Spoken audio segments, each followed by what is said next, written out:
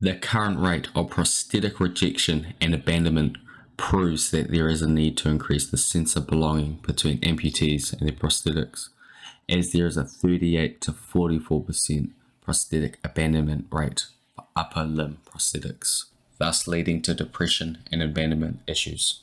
As of 2017, there were 57.7 million people living with limb amputations. By using digital twinning to increase the sense of belonging between a prosthetic and an amputee, we will develop a framework that will employ non-invasive electromyography to control a digital prosthetic and virtual reality, as this allows amputees to undergo VR-based rehabilitation so they can get in touch with their prosthetics.